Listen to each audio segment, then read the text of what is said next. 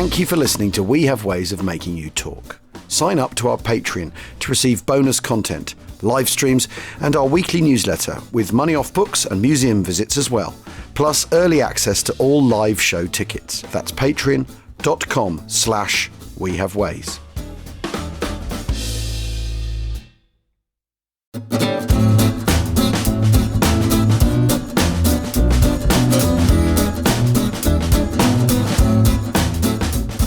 Achtung, welcome to We Have Ways of Making You Talk, the Second World War podcast with me, Al Murray, James Holland, and again for episode 2 of Christina and Co, Women in SOE, we're joined by Clare Mulley. And Clare, we left our listeners on a cliffhanger with the fate of Christina Skarbek. Yeah. Should we deliver on that, or should we leave them dangling further? Well, let's leave them dangling. It's all in the book. Great. I mean, it's an incredible story. Jim, you're looking daggers. No, not at all. I just really remember very, very clearly when I was Daggers are involved. back in a sort of previous life when I worked in publishing. I got rung up by someone who gave me half an hour of incredible detail about his affair with Christina. And I've then had a few started, chats like that. and then started going on about what had happened to her. Did he also talk to you about her achievements? Or was it just affair and death? No, because he had read the last biography of her, much poorer biography than your one, Claire, and had a whole load of beef with it. Oh, good. Well, in the defence of the lost biographer, a lot of the files weren't open when it was written, and I applied under the Freedom of Information Act and got many more files that had never been out there before, but also managed to interview a whole lot of people. So, I mean, I have to say it was a real adventure researching that, but it was also a real privilege, to tell that story in full. Well, you've done it amazingly well. Yeah. Right, so we'll leave that... Dangling still. We talked about F section in the last episode, didn't we? We did. Which for the uninitiated means they're going to France. F for France. Which is very helpful. I mean, not everything could be secret, right? So... An RF is... Rude French. Yeah, it is essentially the de Gaullist, so accommodating de Gaulle's Free French. And that's separate, isn't it? Yeah, I just thought it was important to say it's not just one clear, unique body, SOE French section, F section. I think we do need to mention that there were loads of sections working in France. North Africa had a section like Christina went in. You've got an escape route section. There's a Belgian section. There's the Poles in France working. They're all independent but coordinated to some extent. And RF section is the next biggest section. So I think we should touch on what's AMF? That is the F section from northern France. Okay. DF? That is the escape lines. Right. EU/P? Poles in France. Right. T? Belgium. And the Jedbras. So the Jedbras are just before D-Day, normally 3 groups, each one a different nationality. So you might have American, Canadian, French, British, 3 of those coming in with specific routes and orders organised for D-Day organisation. And there's another section in Denmark, isn't there, in Norway? And yes, but these are all within France. So we're just doing France. Right. But you're absolutely right, Jim. In fact, SOE was all over the world. All over so, the yeah. place, And I think we'll touch on some of those sections later, yeah. So how many RF female agents are there? So at least 11, and they're very little talked about. RF set up... so is that in addition to the 39? Yes, that's right. They're pure F section. I mean, let's not go too much into the detail here, but often these women are overlooked, and they're all within the SOE umbrella. But they are, as you said, specifically de Gaullist, so they're serving the Free French. And we're all meant to be allies here, working for the same end. But obviously there is a lot of loyalties of the French to de Gaulle himself as a leader, and there are issues between de Gaulle and Churchill. And we don't, in fact, exactly the same agenda. It doesn't entirely coincide. Yeah. And there are some tensions. I mean, there's one of the French resistors, Victor Chatenay, kept a diary. And in that, when he's in London, he wrote, "Our different organisations do not understand each other. The British Intelligence Service, to which I belong, cannot stand the Gaullists. And the SOE are just amateurs going to France to cheat and steal by pretending to be from General de Gaulle." Well, that's not exactly how it was, but you can see that, emotions were high. So, and so the RF female agents, I mean, you're right, we don't know any of their names, do we? So who have we got? Who's on the roster? Let's just do a couple because, I'd like to talk more about the women who served in F section and elsewhere as well. It's not all France. But, for example, there's 2 women, and I'll just mention some of the books. She later became an author, and one of her books was RF is for Real Friends. So people can look that up. Alex Dunienville She was from a very wealthy Mauritian French family, but the family had moved to France when she was just a little girl. And after the fall of France, she got to Britain, joined the WAF, and from then was sent over to F section, SOE F section. So she was parachuted into France in March 44 with millions of francs to give to the Gaullist resistance in France specifically. Within 3 months, actually, in June 44, she was arrested in Paris. But amazingly, she managed to escape from the German transport sending her to Germany, and she survived the war. Wow. So, I mean, all of these stories are extraordinary. Another one, Jean Bohec. You ended up an Air France air hostess. She did, and wrote a number of books, so you can look her up. Yeah. Jean Bohec, there's a book on her, La Plastique à Bicyclette, the bomber on a bicycle.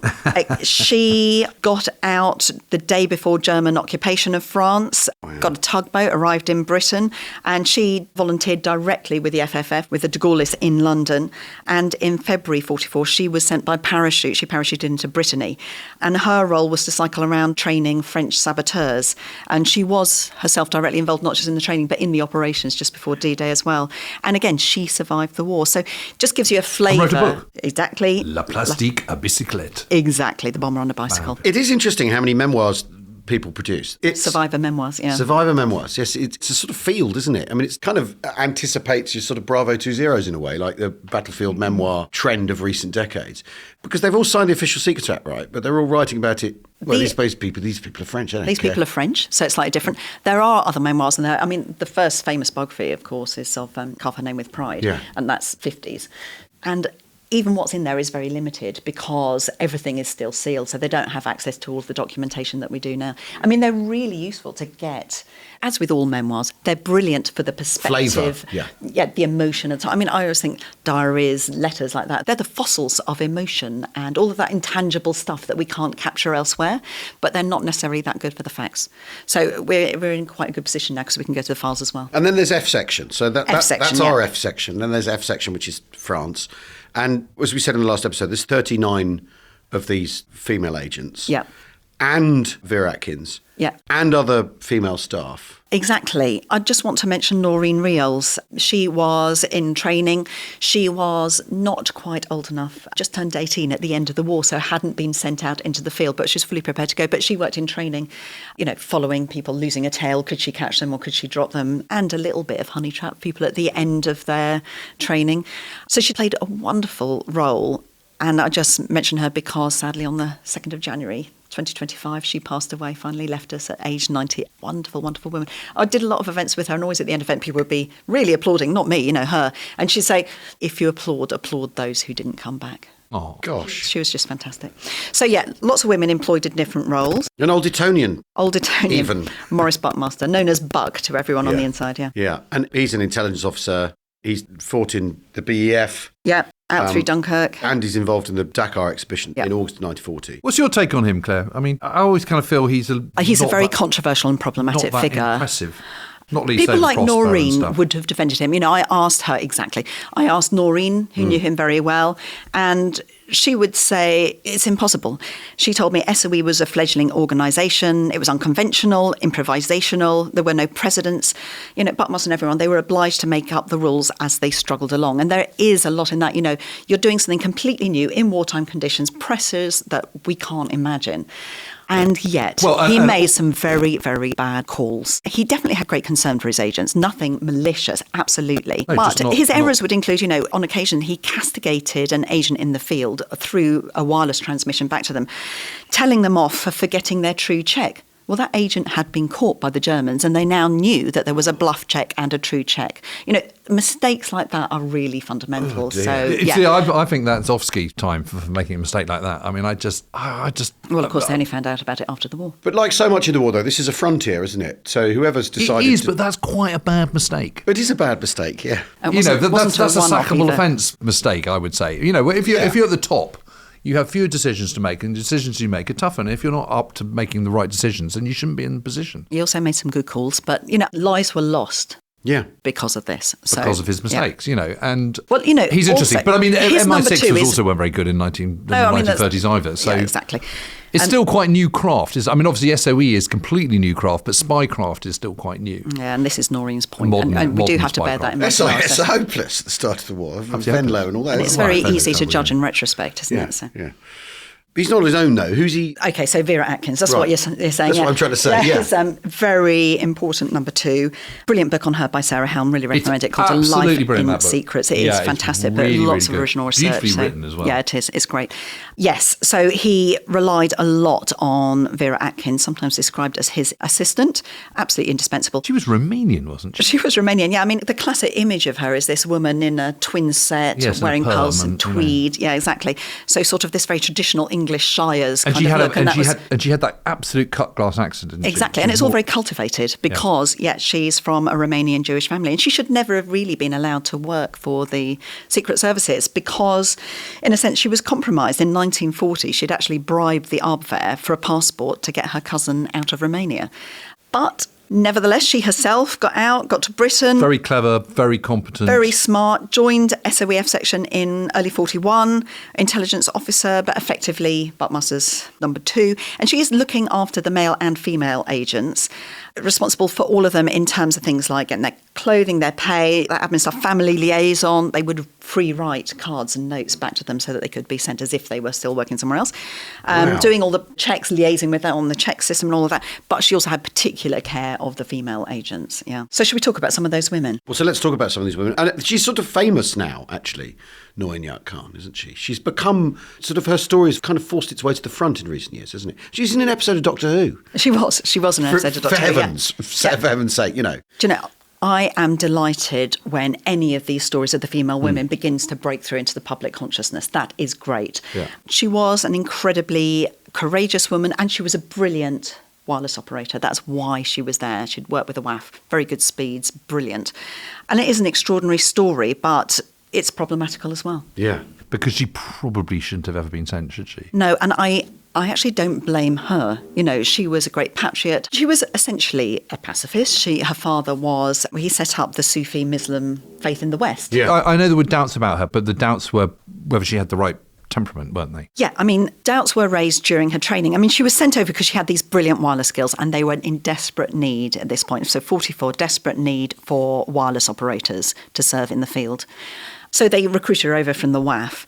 But then undergoing her training that all of the recruits had to do and had to pass, some of the reports, you know, for example, they say she's pretty scared of weapons, unsuitable for jumping, that's parachute jumping, and extremely earnest. And one thing's because of her faith, she couldn't lie.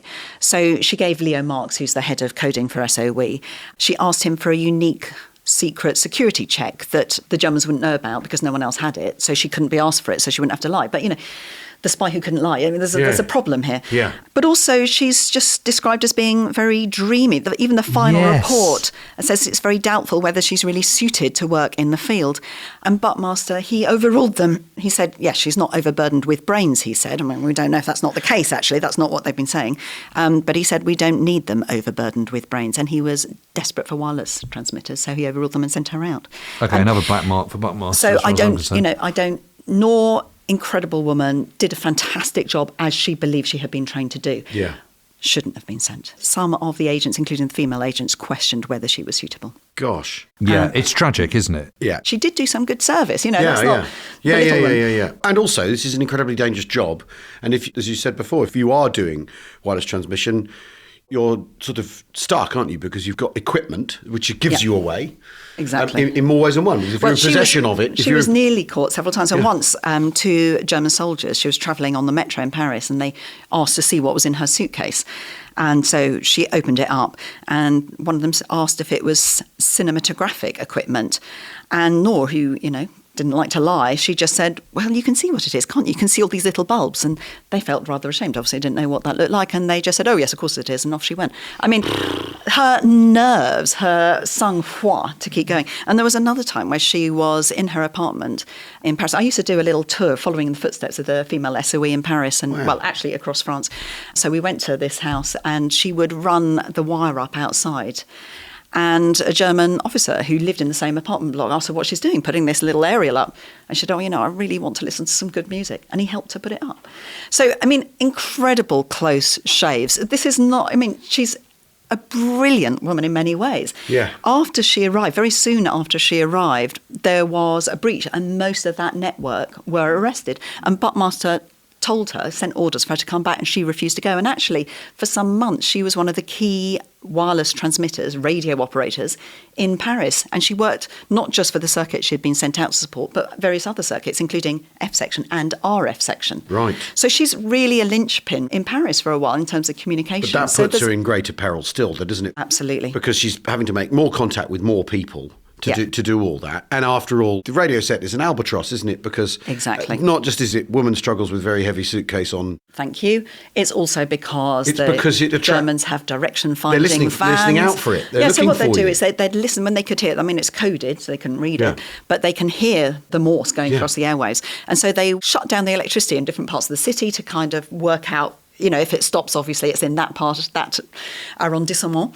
And then they would send their direction-finding vans, sometimes on foot with this equipment as well, so they could narrow it down to the actual apartment. And then, of course, you're stuffed. Yeah. So incredibly dangerous role at this part in the war. So, but her security is quite good. She would dye her hair, move around, or not obviously be transmitting from the same place all the time and so on. And obviously much harder to operate in a city like Paris, where you've got a lot more German troops, you've got a lot, and Paris is increasingly, you're quite right, increasingly dangerous at this point. So in a way, I mean, that she's captured... It's a betrayal. It's not her fault. I mean, she's dyeing her hair, changing her appearance and so on. She's doing everything right. But there we are. But she was betrayed. But what I'm trying to say is, this is incredibly dangerous work. People are captured. They're told it's a 50-50 chance coming back.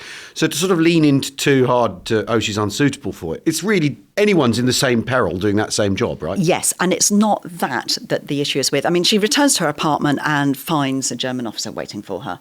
And the report is that she fought. They actually say, the Germans said she fought like a tiger. I don't know if that's partly racist because she's Indian born, but anyhow, she put up a good fight. And it's only when he's called for backup and there's 3 guns on her, 3 men, that they managed to bundle her off into a car to Avenue Foch to interrogate her. And even there, she almost escapes twice. She's incredibly determined to serve her country and never collaborate, never spoke. But the terribly tragic thing, or 2 tragic things, one is that she had been told to file her reports very efficiently. Now, because Noor does not survive, we can't ask her quite if this story is true, but the story that's often told is that she had perhaps thought that filing your reports meant keeping them in a notebook. Certainly she kept her reports in a notebook, and the Germans picked this up. And that meant they could work out what the codes were, because all of the messages were there. So then they had her wireless set and they would play a cat and mouse system with Britain. And as a result of which, further agents were sent out, 3 more agents were sent out. Buckmaster refused to accept that she'd been arrested, even though she didn't use her secret check, the one that no one knew about. So Leo Marx is telling him, this is not right. She wouldn't have forgotten this. Every time I look at the Prosper circuit, I just want to bang my head against a brick wall. It's so frustrating. And every time you go back to it, it's the same frustrations, and it's all so avoidable. It's so avoidable and so tragic. And one of the agents sent out was another woman, Madeleine Damamont, and she is picked up and executed. This has real, vital impact. Yeah. But Noor herself never spoke. She didn't personally give them any information, despite, being beaten, put on starvation rations, manacled. She was treated because after her second attempt to escape, got onto the roof of Avenue Foch. Sadly, there was an Allied air raid and she and 2 men, they were all recaptured. But she refused. She refused to say she wouldn't attempt to escape again. And so she was given particularly harsh treatment and eventually, isolated, sent off to prison, isolated there, interrogated very brutally, possibly raped. And on the 13th of September, she was executed at Dachau. A witness in the corridor reported later, post-war, he said that he heard her last word. She called out just before she was shot, "Liberté." Amazing. Extraordinary. She is an absolutely extraordinary character. If people want to read about her, there's a lot of books on her. I would say Shrapney Basu, Spy Princess. Okay. But there's a number. I mean, they're all these people are amazing. Lillian Rolfe. Lillian Rolfe. So we're doing wireless operators. She was a wireless operator as well. There's a new book on her coming out this year by Paul McHugh, Lillian, Secret Radio Operator. I want to tell her story quickly because Noor is a very famous name, as you said, and I want to talk about some of the women who people have never heard of as well. Yeah. So Lillian, she's from Camberwell. Her dad was from Camberwell. Right. Not far from here again. But her mum was a white Russian Jewish emigre from Odessa. So, she and her identical twin sister, Helen, who I met, were born and educated in Paris, but the family moved to Brazil when the girls were teenagers. And she was there at the outbreak of war. She was working at the British Embassy in Brazil. So in 1939, she's monitoring German shipping movements for the British Embassy out there. But after Brazil entered the war directly in 1943, she took a rather perilous sea journey to Britain, and she volunteered with the WAF and was quickly, for her language skills, of course, sent over to SOE. She was parachuted into France, and about 45 minutes from Paris, there's a little village called Nagi. And again, you can go there. I used to take people there, and you can see it's very clear to view exactly how it worked, because she worked for a little network called the Historian Network as a wireless transmitter, and she worked from the top of the village hall, the mairie, and it's in a little courtyard, and you can see it exactly. There's a couple of plaques there now, and she would string her aerial up in a small lime tree, which is now a massive lime tree, so you can see exactly how it worked. Amazing. She was one of the most accurate wireless transmitters as well. So she sent 67 perfect transmissions over the course of 3 months. But it is, because you've got to think of these shit-scared wireless operators with German detection vans moving around listening for them, in a panic, trying to get it done as fast as possible. So an incredible... 67 transmissions in 3 months. It's sort of every other day. So it's a lot. So unfortunately... At the end of June 1944, her circuit leader was arrested. He was later hanged. Lillian moved, but just across the yard, really, to the house of the village school teachers who were in the resistance. And they were betrayed. And there was a roundup. The female French resistor she was working with, who was pregnant, she was arrested as well. Lillian was found asleep beside her radio set, exhausted in the middle of the night, exhausted after transmitting. So there's, very little hope for her. Same for a few of them. She's actually sent on the same transport with Denise Blos and Vera Zabo out of Paris just 2 weeks before it was liberated, just so close to liberation. And the three of them are packed into a wagon and sent off to Ravensbrück. They were forced to work in various hard labour subcamps, and eventually all three of them were executed there in February 1945, late January, early February 1945. And the story of their end is really grim, isn't it? It is. Yes. Well, we'll take a quick break and then we'll come back for some couriers. This is why we're not going to get through it all. Well, you say that, but you can cut what you want later. Okay. We're leaving all of that in. We'll see you in a moment.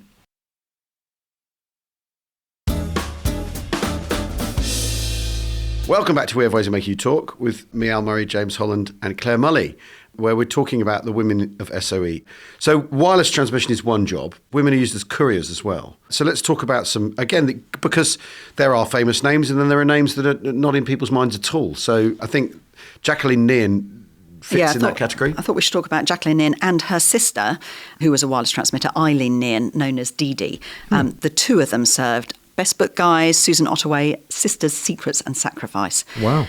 So, these two women, both born in Brighton, British dad, Spanish mum, moved to France when they were 7, so obviously have got the usual skills. Got out to Britain after the fall of France. Jacqueline, the elder sister, joined the ATS and was actually turned down as being a driver for them, and was moved over in 1942 to SOE. Again, not a great training report. Said she was mentally slow and not very intelligent, not recommended, but overruled again. But this time he made the right call because she was absolutely brilliant in the field. And you've got to remember some of these training reports, of course, are probably tinged with sexism anyway. Yeah. So, she became one of their best couriers, parachuted out in January 1943 to work in central France. So one of the earlier ones. Yeah, indeed. She had brilliant security. It's partly why she survived so long. She would always avoid hotels. She would rent if she had to, but mainly she would try to sleep on the slow trains moving around the country. Can you imagine how exhausting this is? Oh, my God. She's travelling as a pharmaceutical company representative. As you said, the STO, the Service du Travail Obligatoire, had meant that tens of thousands of men had been taken out of France, especially conscription age, that rough age group, to support the German war effort or even agriculture inside Germany or, German-occupied factories in France making aircraft instead of French cars or whatever. But women are doing all of this work now, keeping companies going. So she's moving around pretending to be a farmer rep with her spare parts for her wireless transmission set in her makeup purse. Wow. Things that they're less likely to look at. And she did a brilliant job for a hugely long time. This is Dee Dee. No, this is all Jacqueline. Oh. She actually made Buckmaster promise that he wouldn't send out her younger sister Dee Dee, who was obviously on their books as well. But he did anyway. He did, yes. March 1944. Dee Dee was determined to serve herself. So she was sent out by Lysander. And she's wireless. She's wireless, that's right. So she actually worked for a quite unique network called Wizard, which was organising the finances for the resistance circuit. So she's sent out to be a wireless transmitter. And again, this is when... And sends 105 messages. Yeah, again, in 5 months. Amazing. I mean, that's a hell of a lot. It's every other day, isn't it? Pretty much, At yeah. least. In 5 months. Yeah. Extraordinary. More than. It's more than, yeah. It's incredible. So while Dee is working out in Paris, Buckmaster eventually orders Jacqueline Neer back because she is pretty exhausted. She's lasted much longer in the field as a courier than most. And she keeps refusing. She's refusing to come back. And eventually he sent a Lysander out. It was actually sent out to collect V1, V2 parts. So there's a reason to have a physical aircraft going out. And he chalked on the side of it, Jacqueline must come. This is an order. So she agreed. So she went back after 15 months in the field. Sleeping on trains. Yeah, exactly. She actually, ironically, she flew back with her sister Dee circuit leader, but she didn't know Dee had been sent out. So there was no chat about it in the aircraft on the way back. And just within 3 months, her network had been infiltrated and her face was up on wanted posters, but it's too late. She got out. So she survived. Dee, meanwhile, her sister is still in Paris, and eventually her wireless transmission signal is detected and she was arrested. And she was sent to the infamous Rue de Sassai. You can go there today. It's now the French Ministry of the Interior, but they open it once a year. Yeah. And they have all the graffiti in there, isn't they? Oh, it's amazing. so... That little room. In the basement cells, that's right. The couple of them, yes. they've just kept the same. They've still got the baignoire, the bath. And they've also got that small room with the wooden chair in it, and you lift up the chair upside down, it's got the swastika and eagle stamp on it. Yeah, exactly that. I mean, and some of this graffiti is just heartbreaking. Oh, a lot of it uses names. They were hoping, obviously, that people would be able to trace them after the war. So things like Guillaume loves Marianne, or Marcel is thinking of Simone. But some of them are just, life is beautiful. Oh, God. Never confess. I mean, it's really powerful when you say... it's the most amazing place. And she was tortured there. Yes, next time I'm in Paris, yeah. Well, it's only open 1 day a year, so look it up first, folks. But, well, maybe that'll be the next time I'm in Paris. Yeah. Exactly. Just organise yourself. Yeah, exactly. So, she was what today we call waterboarded. She was tortured, but she never spoke. So she just pretended to be a young French woman, picked up in error, didn't know anything. Didn't know what was going on. And again, she is sent to Ravensbrück 10 days before Paris is liberated, working in those sub-camps again, forced labour, and she meets Violette Zabo. And they actually planned to escape together, but Violette was moved. Violette actually said, there's 3 of us British agents here, you're one of us, join us, probably got a better attempt. And Dee said, no, I'm going to carry on being, so far it's worked for me, pretending to be French and ignorant. So she didn't, and that saved her life because... Dee actually managed to escape in April 1945 from one of these forest work gangs and got her way to the American lines. And she survived the war. Amazing. Traumatised, but survived. And did she live to a good age, or did she not? Yes, she did. I don't know if you remember, maybe it was about 10 years ago or something. There was a report of a woman who had died in Torquay. She lived in Torquay after the war. And then they opened a drawer and they found these extraordinary medals. That was her, yeah. And there were actually family. I remember there was that a bit really of a bad well. story about it, but there were family. So they did... she was honoured. That was Dee. Yeah. I mean, that shows actually, what in a terms of story. her sort of fieldcraft, that their head's really screwed on, because it would have given her away if she'd associated with the other SOE people. It would have, yeah, and they were all and shot, they weren't being that clever in saying, well, you're one of us and we should associate. Well, I mean, nobody knew, arguably. right? Nobody knew. No, but you know what I mean. I mean, it shows that. Well, Dee certainly, made the right call. Yeah, it's extraordinary. Wow. So both those sisters survived. And you're right, we don't really know, we don't really know Jacqueline Neer's name or either of their names that well. But some of us know her face because Jacqueline, in that post-war information film, School for Danger, she plays Kat. Have you seen that? No. Oh, it's brilliant. You can get it from Imperial War. You can probably get it just online now. Yeah. But it's absolutely brilliant. 1948. It's 2 agents. Yeah, do that. We'll Jacqueline Neer plays Kat, the female agent, and the man is played by Harry Ray, who was also an agent. There's other real people that you'll see the names in there. Harry, just a wonderful guy. We're not talking about him, but just an amazing story. Just get me in to talk about the men as well sometime, right? Yeah, sure. I knew Harry as well about 20 years ago, just before he died. So just a shout out for him. Brilliant agent and a pacifist. Really? Amazing. Who else have we got? Well, I put down Denise Bloch because I think it's very important that we talk about some of the German Jewish female resistors as well, yes.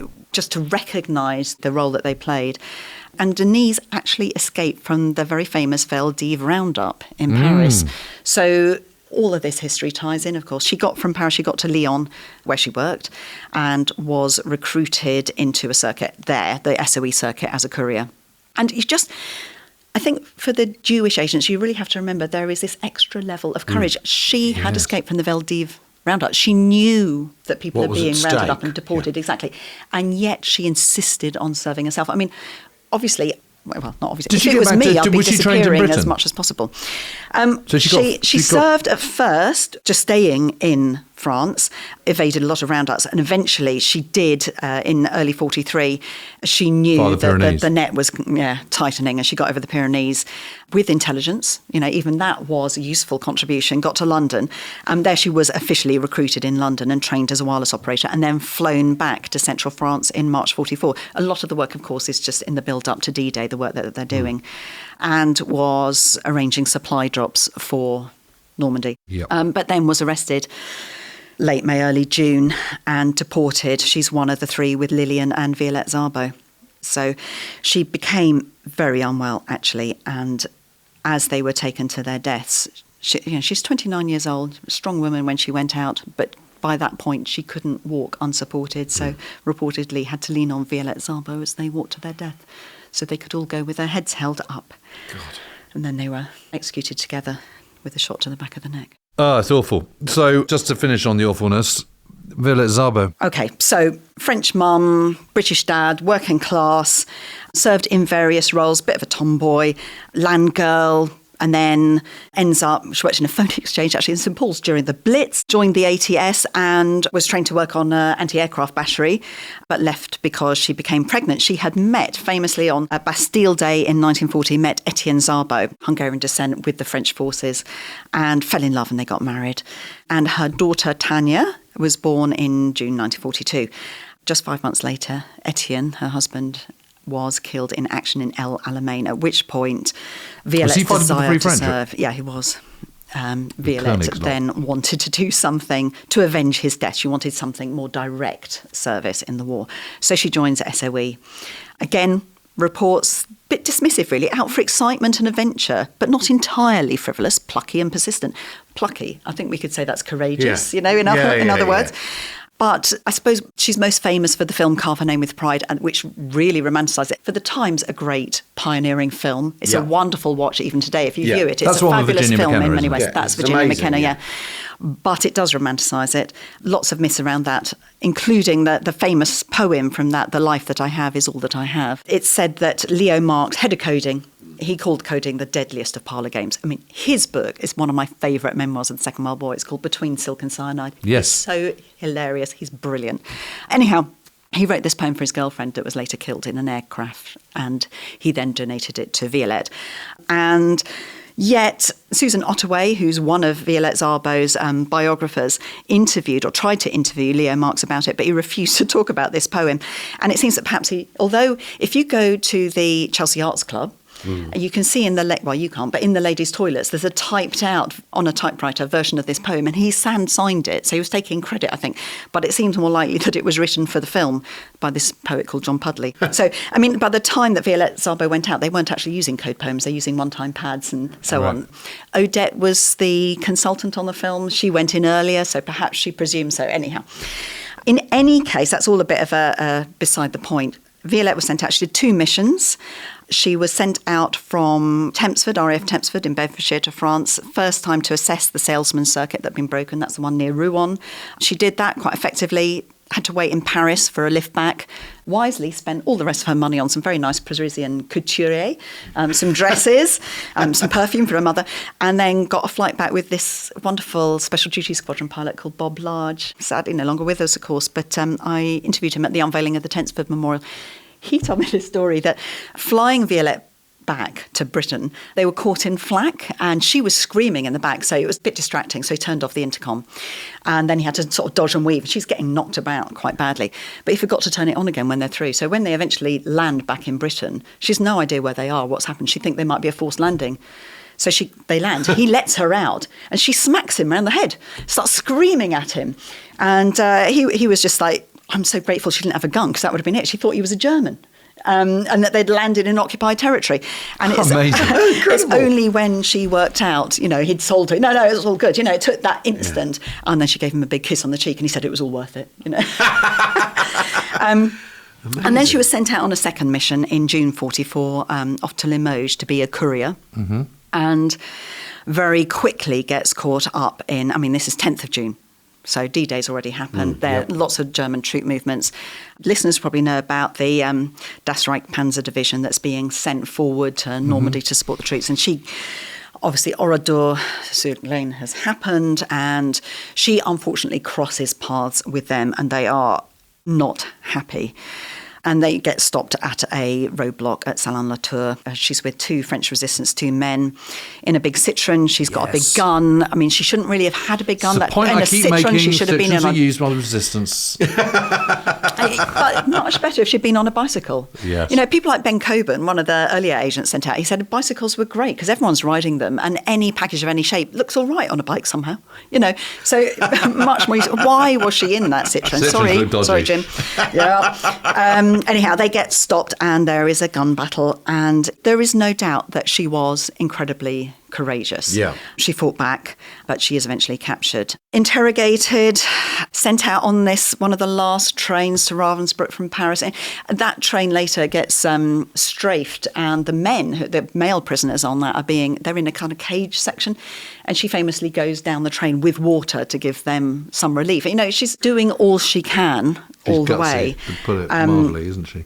She was incredibly brave, and even right to her death, she's supporting Denise, and they are all executed. So how much she achieved, do we have to assess them all individually? She went out there to serve. No, I think there are other women because of circumstances who achieved much more. In a sense, it's a bit ironic that hers was the first film and that's the name that we all know, but she was one of the brave. Yep. And she paid the ultimate sacrifice. But it's about contribution to the whole, isn't it? Exactly that. This next woman's name came up when we talked about Charlotte Gray. Yes, Pearl Withington. So Pearl Withington. And so take us through Pearl Withington, please. Yeah, we're going to try and do it quite fast. So Best Book Guys, Carol Seymour Jones, She Landed by Moonlight. So born in Paris to British expats. She was always a woman with real initiative, even as a child. Very poor family. Her father died young. He was an alcoholic. She was stealing food to support her family as a child. Right. So she knows how to kind of make things work. She worked at the British Embassy. She got engaged to the great love of her life, Henri Cornleone, whose father ran this cosmetics company. But fall of France, she's still only 17 at this point. She manages to get her mother and her 3 sisters out to Britain via Spain. A woman can use her initiative. Next year, she joined the Air Ministry, and by 43, she sent over to SOE. She said she had to serve because having their swastikas all over the place was more than I could stand. But she also said she partly wanted to go out to see if she could find her fiancé, Henri, who was serving with the resistance, which is why it is reportedly said that she was the inspiration for Sebastian Faulk's Charlotte Gray. I have to say, she actually hated that book because Charlotte doesn't achieve that much, whereas Pearl, wow. So she's parachuted in the early hours of 23rd, 24th of September 43, narrowly missed some high-tension wires, narrowly missed being dropped into a lake. Again, you can go there, you can see exactly, walking the land, yeah? Her container with her personal stuff, her clothes and so on, does end up in a lake, so she loses all that. She actually radioed back very quickly for some sturdy pyjamas because she's sleeping out in the fields with the maquis at this point. And they sent her a silk peach negligee. Obviously, some of the people in Britain didn't understand the circumstances. Assumed that a woman would want that. Anyhow, no. So she is a courier for the stationer circuit. She served for 8 months, again, posing as a travelling representative, but for her fiancé's father's cosmetic company, smuggling messages and radio sets, weapons and other equipment around to the resistance. She's cycling across this massive region. She said she almost cycled out of her skirt. In 44, her circuit leader was arrested. So she, as the courier and the wireless transmitter, split it up into 2 circuits. She actually asked for a new resistance leader, a new circuit leader to be sent out. But there wasn't time and there wasn't the people. So she just stepped up to the role. She's the only woman to command an SOE circuit herself. She called it the Restless Circuit. So she's still a courier. She's still doing that, supplying arms and so on. But she's also doing other work from this point onwards. So she helps to get 9 downed US pilots out with SOE cash and her contacts and so on.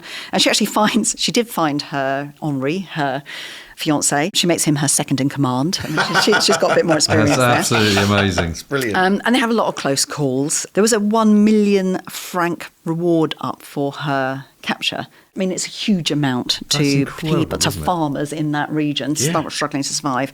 And she was nearly caught by the milice once, so the collaborationist French police, but managed to get away. But her real achievements come, of course, in the run-up and just after D-Day, where she is organising factories for the RAF to bomb, like the Michelin factory. She's reporting back on the results, and she's forming the local maquis. So the maquis are the French resistors who move up into the hills after the STO, which we mentioned before. They don't want to be co-opted or forced labourers for the German war effort. Mm-hmm. So they disappear from their towns, cities, villages, up into the hills and hide up there. And she helps form the local groups into fighting units and supports them through her SOE radio contacts, arms them and so on. And on the 5th of June, in preparation for D-Day, the BBC broadcast their famous messages to all of these resistance circuits across France. It begins Ici, Londres, and then they sent out things like the giraffe is purple, whatever, these messages that tell different groups that obviously the Germans can't understand. The heart is beating with a terrible longer. Exactly, the cat is female. Whatever it is, yeah. And so she said the messages came over to cut the lines and routes and to make havoc. So, of course, being obedient, that's what we did. And her unit, she's got about 2,000 maquis. They are particularly effective in cutting phone lines, felling trees to block certain roads. They help put the local rail system out of action and generally doing all they can to slow the German reinforcements to reach Normandy. Not without peril. She's caught up in a gun battle. Her headquarters is in the gatehouse of the Château des Souches. And eventually, the Germans realised that the chateau was involved in resistance activities, and 2,000 German troops, that's 50 trucks, arrived and attacked. You can go there. The chateau has been completely burnt to the ground, but ironically, the gatehouse where she was based was still there. And the family that lived in the chateau were actually quite supportive of the Nazis, but they were executed because it was believed they were thought to be in the resistance anyhow. And you can see the bullet holes in the iron gates still today. How amazing. You can go and have a look. She got out. She manages to get out into the wheat fields and hide in the woods. But unfortunately, they did destroy most of their weapons supplies. But she just gets on the wireless that she's hidden, and 24th of June, new supply drop, and they're back in action. So, eventually they're attacking German convoys. And as the Allies come through, they're doing that advanced military intelligence, letting them know about troop movements, what's on the roads ahead, all that stuff. And they're delivering German casualties. And they forced the surrender of 16,000 German troops, although the actual formal surrender was given to the Americans not because she's a woman. They didn't want to surrender to the Maquis in case there'd be more retributions. They wanted the military honour and the greater security of that. Yeah, so just want to show how effective a lot of these women are. Yes. She survived the war. 2 weeks later, of course, she's sent out, because de Gaulle wanted to get rid of all of the Brits, all the SOE. They're all sent out of France. But October 44, she marries Henri in Kensington. Oh, great. Daughter called Claire, great name. And, highly honoured. Amazing. And did she live in France evermore? Yes, she did, and she's actually buried near Château des Souches. You can see the site. It's not shown as their burial ground, but a memorial there. That's where they are. Oh, wow. Wow, who else? Come on. Okay, so... This just like... Are we doing Nancy? Let's do Nancy Wait. Yeah, I mean, there's too many. Kaleidoscope of incredible people. I know, absolutely extraordinary. Relentlessly extraordinary. Yeah. Go on, so Nancy Wait, the White Mouse. The White Mouse, yeah. Often thought to be Australian, actually born in New Zealand, but was living a very nice life in Marseille with her extremely rich husband, Henri Fiocca, before the war. Both of them joined the resistance after the fall of France. She was a courier for that famous escape line, the Pateau Leary line, but when it was still run by Ian Garrow, getting downed pilots out through Spain. But things got hot pretty quickly. By 1942, there's a 5 million franc reward for her, and so she took her own escape route. Henri stayed with the resistance, but she got out across the Pyrenees into Spain and joined SOE. She's just this fantastic character. Vera Atkins called her a real Australian bombshell. Tremendous vitality, flashing eyes, everything she did well. Could you give us Leo Marx? Leo Marx wrote a code poem for her. Can you give us that one? Yes. This is Leo Marx's code poem. She stood right there in the moonlight fair, and the moon shone through her nightie. It lit right on the nipple of her tit. Oh, Jesus Christ almighty. Very memorable. Yes, indeed. That's all they needed.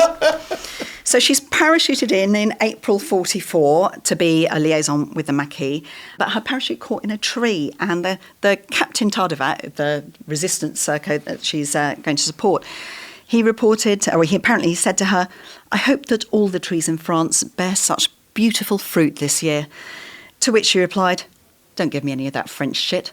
So, I mean, I do love Nancy. That's brilliant. Don't give me any of that French shit. Something like that. I love it. Yeah, amazing. So she's out there. She is, again, organising the supply of weapons, other supplies and so on. She's also given a list of targets to be destroyed before D-Day, and she joined those attacks on German installations. We talked earlier, this is the woman who caught a German sentry who looked like he was about to report back, seen what's going on, and so she went behind him. And later she said that she was amazed when the karate chop to the neck actually killed him. Worked. In her training, her silent killing course, yeah. I mean, she's tough. The Maquis she's working with, they actually captured 3 women that they thought were informers, and they were treating them badly. And Nancy interviewed them all, and she secured the release of 2 of them. But the third one, during interrogation, she was exposed as an informer. And Nancy ordered the men to shoot her. She felt that she had to take that decision on their behalf. I mean, this is a tough job in many ways. But she did survive the war, and it was only after the war that she learnt her husband, Henri, had been arrested and executed, and she blamed herself for the rest of her life. And what could she have done? Yeah. But, yeah, very highly honoured. She only died in 2011. And she was 98 years old, and her last request was that her ashes should be scattered across central France, which of course they were. So, incredible sense of connection to that. God, amazing. Yeah, she's quite the lady, isn't she? Yeah. You can actually see her interviewed. When the Charlotte Gray film came out, a friend of mine called Martin Cox interviewed the surviving female agents, as many as he could, and there's a brilliant thing called The Real Charlotte Grays. It's the extra at the end of that video, and Nancy is on it. There's several of them. So is Pearl Withington, giving their testimony, and it's really worth watching. So that's worth digging up. Absolutely. Yeah. Okay. So in 1997, after her second husband dies, she decides to sell her medals to fund herself, saying, "There's no point in keeping them. I'll probably go to hell and they'll melt anyway." Amazing. All to the end. Brilliant. Brilliant. Absolutely amazing. Well, this is completely boggling, all of it. Yes, and they're all such different people. And they're very different people. And we haven't touched on many, like Virginia Hall. There's so many more I'd love to cover, but we can't. Well, come back another time after we've completed the 3rd episode of this series. Yeah. And do some more. We'll do some more of these people, because they're just extraordinary. Yeah. And I think, actually, if I'm brutally honest, I think some of these deserve an entire episode to themselves. Absolutely. So let's do that. Why don't we do a whole episode on Virginia Hall at another time? Great. You up for that? Yep. Best book on her, Sonia Purnell, A Woman of No Importance. Yes, absolutely. So, I mean, thank you so much, Claire, for taking us through all this. What's the fate of, 13 out of 39? Yep. So what? Do not return. Do not return. So let's round up with that. Very good, yeah. So obviously at first people didn't know. They knew they hadn't come back, but they didn't know what had happened. And it's hugely important to the families when they are finally realising that their family members served so courageously. And so Vera Atkins, all credit to her, she managed to get funding from MI6, not an easy job, and went out in January 1946 to France and to Germany to trace the fates of all of those who did not return. And it's only because of this mission that we do actually know what happened to all of the women who did not return. She actually traced every agent. I mean, she's quite criticised as well. I mean, she didn't inform all the families that promptly. Sonia Ostjanelski's family were never informed, in fact, and some of the families said she had a callous streak. But I think, she did this on her own back. She went out there, she interviewed in the sites where they were killed, where they were executed often. She interviewed the guards, people who'd been involved. It was a horrific role, traumatic in itself. And it's only because of that we know what happened to them. So, yeah. Well, I mean, everyone should rush out and buy The Spy Who Loved and Agent Zoe, but everyone should also rush out and buy A Life in Secrets, which is Sarah Helm's book, which is just absolutely brilliant. Well, thanks everyone for listening, and thanks Claire for taking us. I mean, it's this Rogues Gallery is I can't think of what the collective noun for SOE female agents should be. I mean, they're same as the male agents. Well, no, I don't mean it like that. I mean, we've just heard about these incredible people, like a parade of extraordinary people, and you think of their resourcefulness, their courage. I mean, are you living on your nerves? Do you ever get used to how it must feel? I mean, it's extraordinary, the whole thing. All of that, and their results. Yeah. Well, thanks for listening, everyone. We'll see you very soon. Cheerio. Cheerio. Thanks.